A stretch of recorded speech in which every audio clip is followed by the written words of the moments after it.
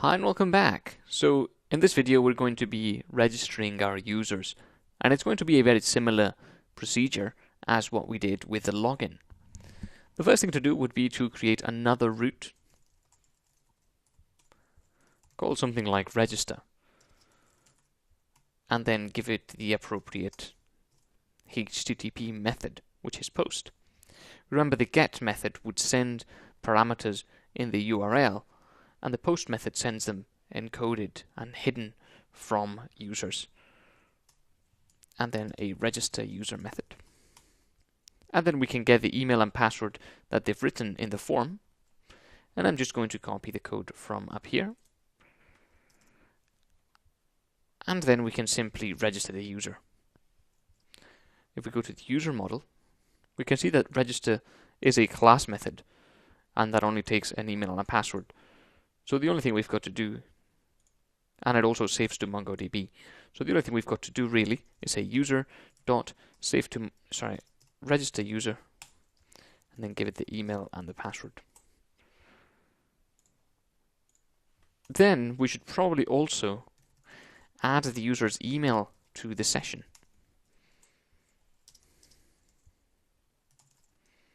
And finally we can return, we can return the same template as before. So in the register method, we'll get the email and password from the form, then we'll register the user, and then we'll add the email to the session, and finally we will render the template profile, just like we did with login. And I didn't actually realize that in the register method, or rather I forgot, we've actually already setting the session email to be email, so we don't have to do that here.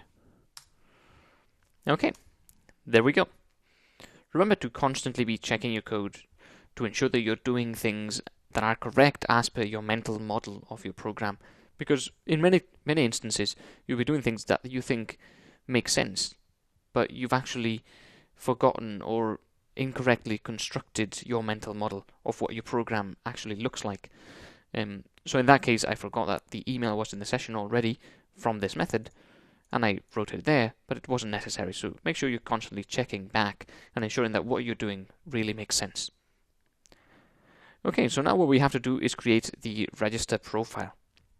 And also we will need an endpoint that will allow users to access the register template. So what I'm going to do is change these two endpoints. And I'm going to change them from /login to auth/login, and from /register to auth/register. That's simply for authentication. And now we can have other endpoints such as /login for the login template. And we can have /register for the register template. By the way, remember this is going to be now /login. This is going to be /register. So what the users are accessing really is your website and then the endpoint. In our case, it's 127.0.0.1:4995.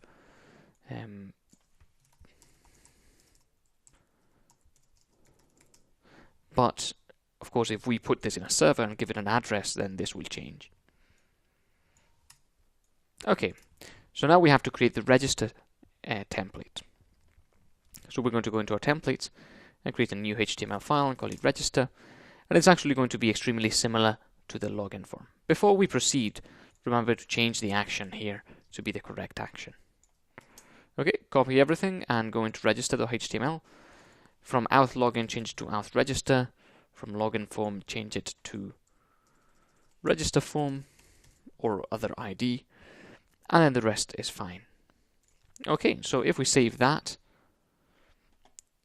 we will actually realize from below that we've got an error.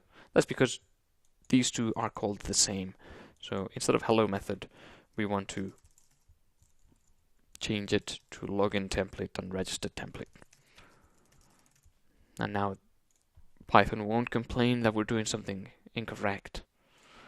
Okay, so let's go back in here. Notice how now, if we remove login, we get a not found error because we no longer have an endpoint with nothing in it. All our endpoints have something, which means that there is no home page really. We should probably do something about that. So app route that def home template. And then we can return another template called home.html, which doesn't exist yet, but let's not worry about that. And then we can register our users here. So I'm going to register a new user called me, and the password is 123. And there we go. Now I am registered, and if I go into login, we can log in. And there we go. So now we see that the login and the registration works, and what we should do next is work on making them a bit prettier, really, so that our users aren't immediately bouncing off our site when they see our bare HTML forms. So that's what we're going to be doing in the next video. We're going to be implementing the Bootstrap framework onto our site. It's actually really easy, and it immediately makes everything substantially prettier. So I'll see you in the next video.